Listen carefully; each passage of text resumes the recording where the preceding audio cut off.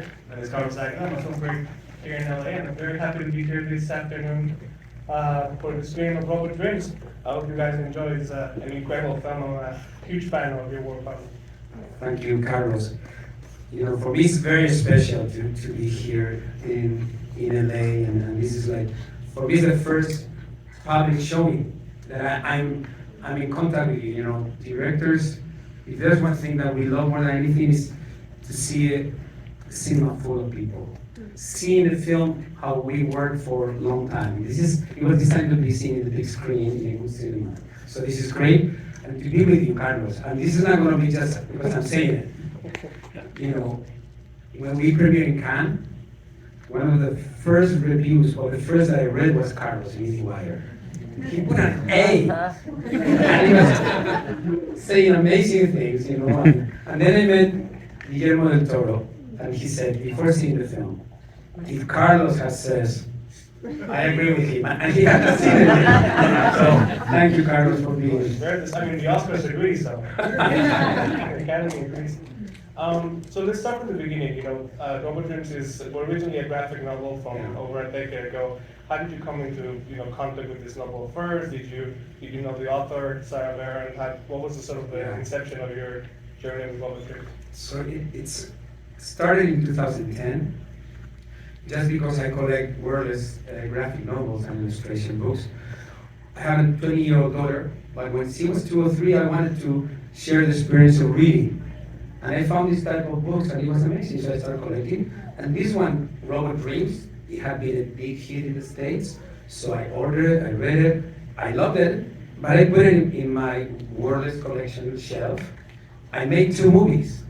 Blancanieves, Abracadabra, and in 2018, just around the corner for me in animation 5 years ago, I took it up one day, I read it, and this time, it's amazing. And I'm not exaggerating, and directors would like to exaggerate sometimes.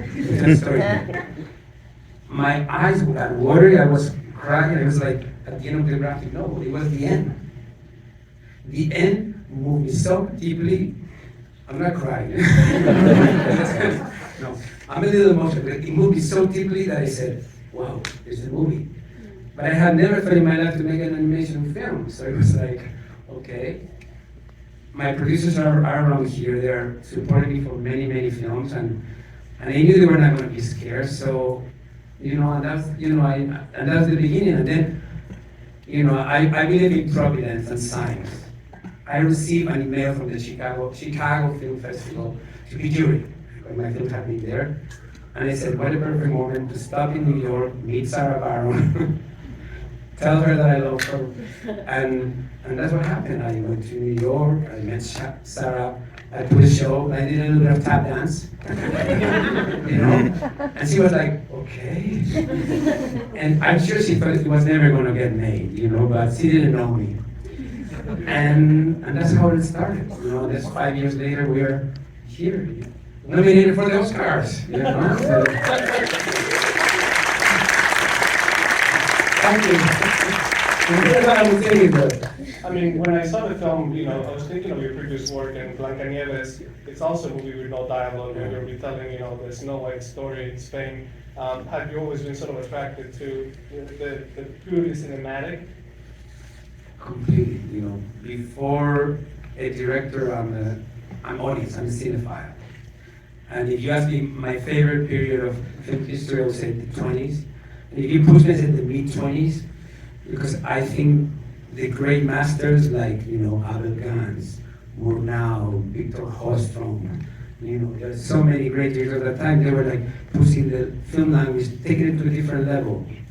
I think at that time, cinema was kind of like creating sensorial experience, even closer to ballet or opera. So I'm one of those, like many others, that they think when the talkies came, like suddenly the evolution of cinema stopped.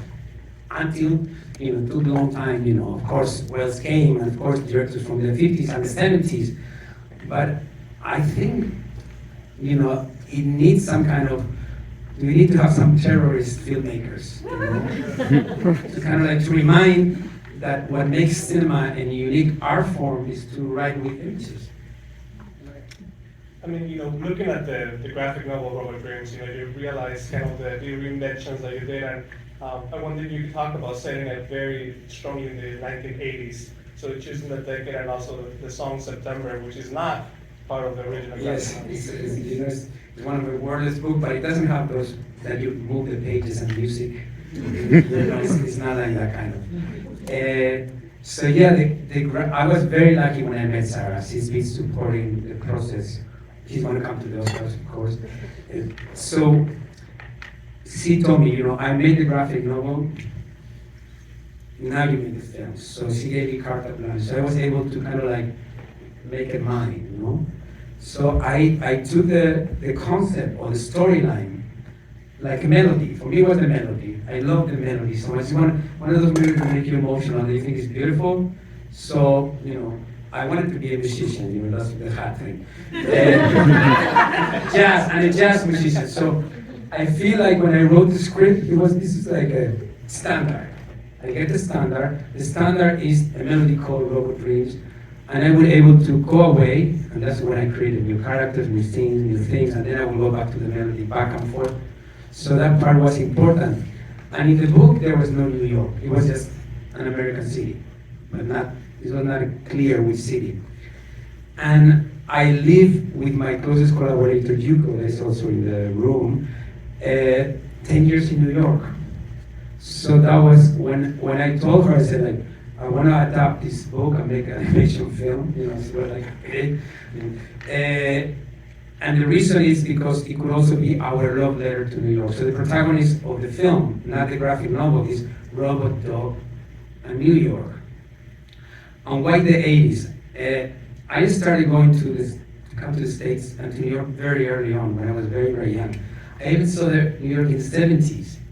But I went 4 or 5 times in the 80s, but I moved in 1990 for 10 years to study NYU. I went to film school in NYU, to grad school. But the 80s, it was like 90 and mid-80s, this is mid-80s, more or less.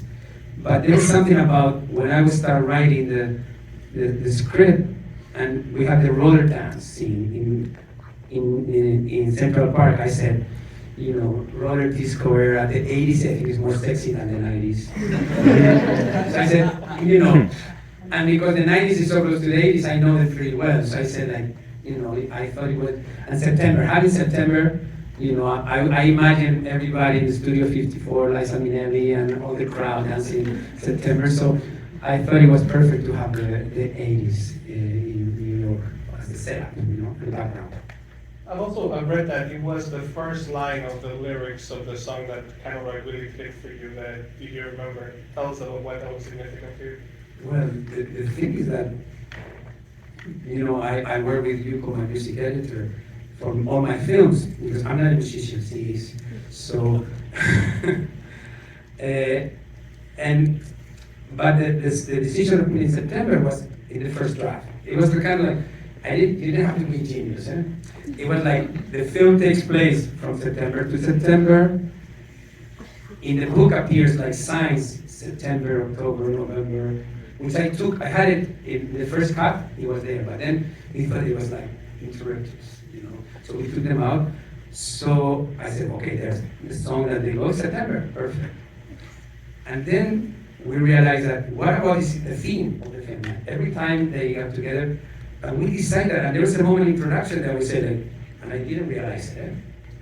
And the music editor told me, but did you realize that the theme of the film is in the first 3 words of the lyrics? And that was like a sign. It was like, we couldn't believe it. It blew my mind. You remember, the film is about memory. One of the main things of the film is about memory.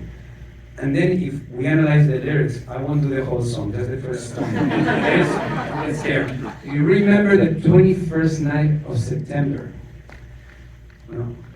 See that the music editor of the film doesn't like talk about it, but yes, we are life partners, okay?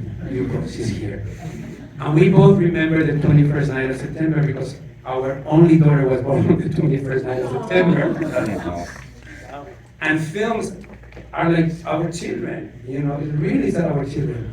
And our daughter knows that all the time that we haven't spent with her, we spend it with her siblings, the films. So it's just when we saw that, it's like, okay, it has to be this song. And the producers are here, and they know how expensive this song is. So they spoiled me. It was a tough negotiation to get September. Worth it, every penny, but, I'm sure there's some people in the business, so you can imagine. It's not that you get September for the movie, and you put it as many times. So every time you play September, ding dong. If they play so, ding dong. If they play another version, so it was like. Yes, it was a big production cost. Talk about, stepping into animation, after sort of working in live action. What surprised you about the medium the most when you started directing in a medium you hadn't before? Well, I was very scared, okay? I had fear to jump into the production, but it was not that scare of fear that blocks you, but the opposite. The one that excites you, the one that to get out of your comfort zone. I think I tried to get out of my comfort zone in every film I made. So I thought it was going to be much, much more different, and what I realized early on, that I had more things in common than difference, and that was amazing, because at the end, it was just a question of make substitutions, In a live action film, you work with the director of photography, with art directors, wardrobe and costume, hair and makeup.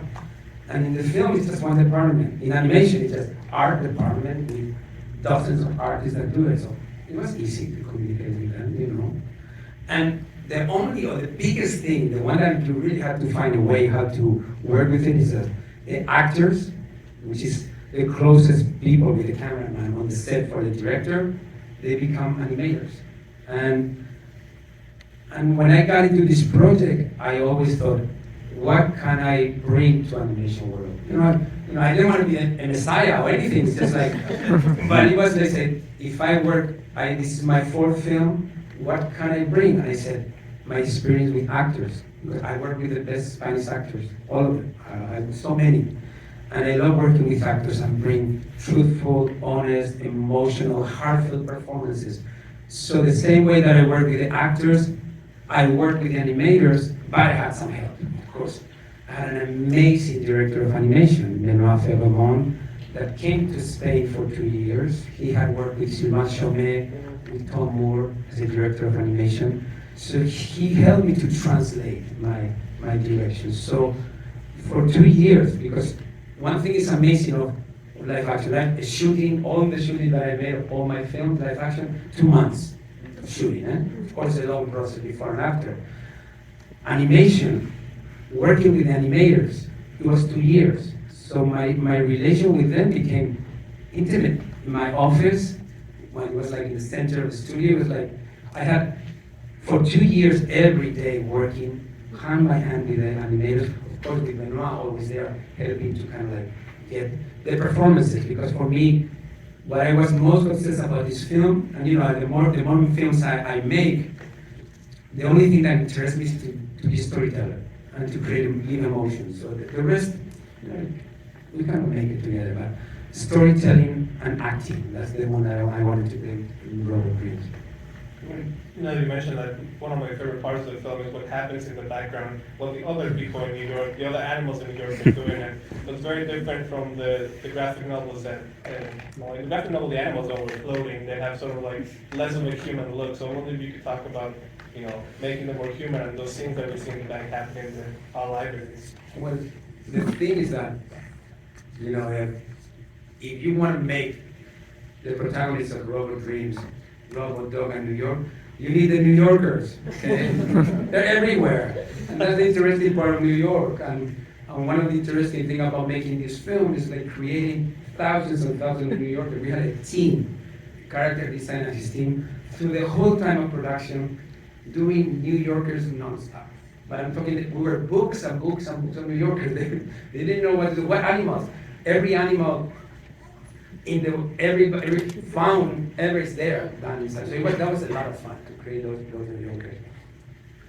And because I have no experience in animation, that's a good thing. I'm a first-time director. I feel so young. I feel so young after this film. And I've been spoiled, so they didn't put me limits. And that's a good thing, the director of animation, the art director, everybody that knew about it, no, you're the director, just ask. And I noticed, because I love animation as a viewer, I love to watch animation. I have a big collection of animation films, so I realized some of the big 2D animation film, the characters in the background, they're stopped. Why are they stopped? Why they don't move? Why are generic? And if I come from live action and I have my extras without moving or looking at camera, destroy the film, the magic of the film. So I said, I want the background to have character, direction, intention, how they dress, what are they doing. So there are many things happening in the film. And that's good also because you've seen the film once, but if you really want to enjoy it, you have to see it again and go through buy another ticket, and you can see the film 2 or 3 times. I think these neons should use it as a campaign, You can watch the film because there are many things happening in the background. I think, and one of my favorite directors of all times, he's not very well known outside of Spain or Europe, but in Spain it's our favorite. It's called Berlanga, And he always talk about the background, what's happening in the background.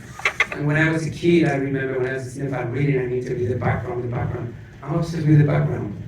It's obviously the front, everybody, of course, but what's happening in the background I think, is as important as what's happening in the front. So one more question, and then we'll take some questions from the audience. I love that you managed to still find ways to bring your Spanish identity to it. The Naranjito, the mascot, one of the bags, and the Barcelona part. Were there any others, or were you thinking of where to find those places? Well, the thing is that I love the idea to have like little Easter eggs in the film. Of course, there's homages to Spain, and as you said, Naranjito, Barcelona. In the Barcelona part, there's a big Easter egg that nobody has found yet, okay? In that postcard, just say in that postcard, somebody will find it.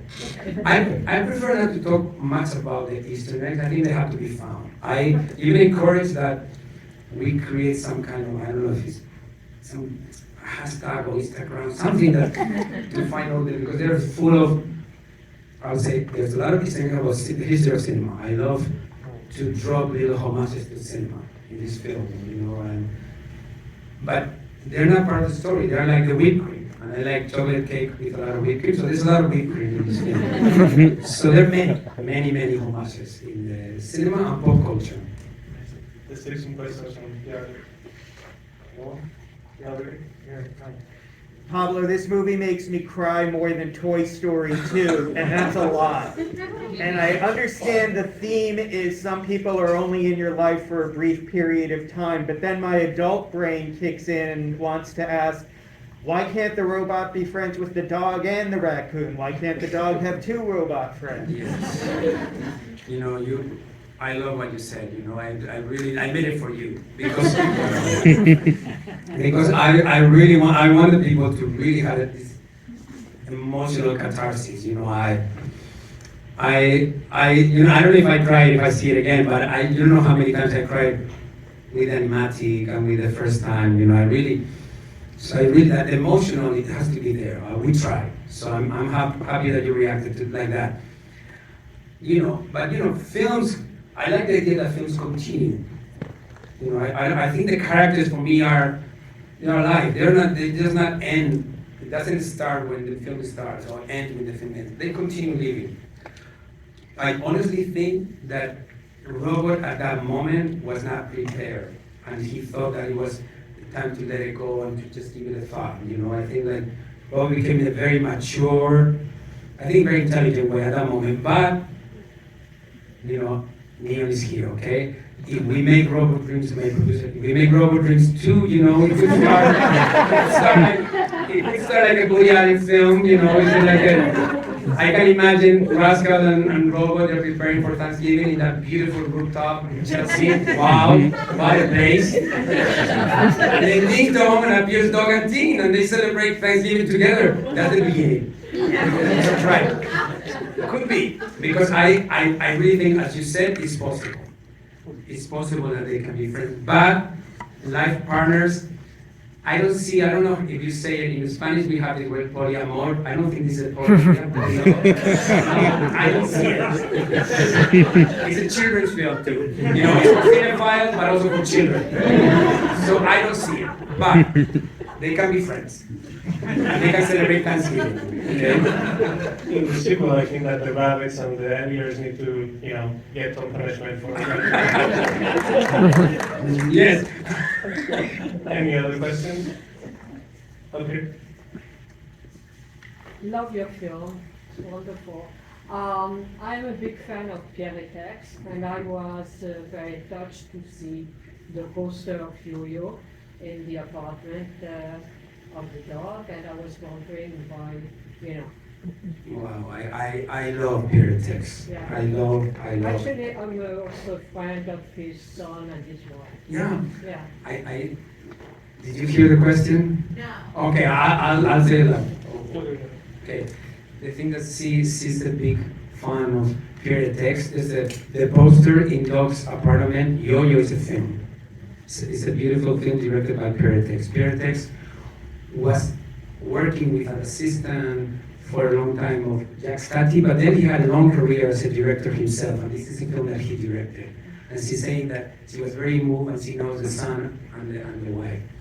So I love Pierre Tex, and in Spain he's very little known. He's a big icon in France, you know, but not in the rest of the world, unfortunately.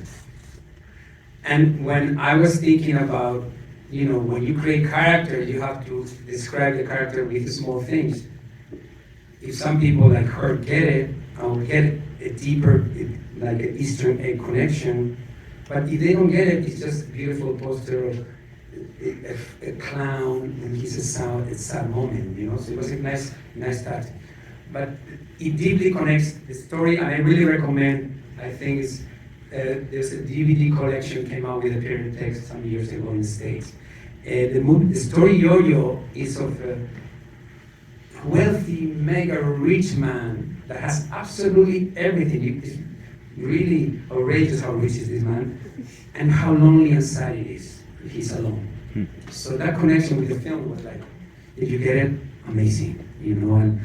And of course, I met the widow when she came to the premiere in Paris months ago, and we, you know, now in the old days, cinema was wild, and you can just put any poster, any brand. Now we have to be, and it's fine. I think we have to contact the people and do clearances. So of course we contact with Pierre Tex family. He died some years ago, and she loved the film, and she told me that Pierre Tex would have loved Blancanieves and this film.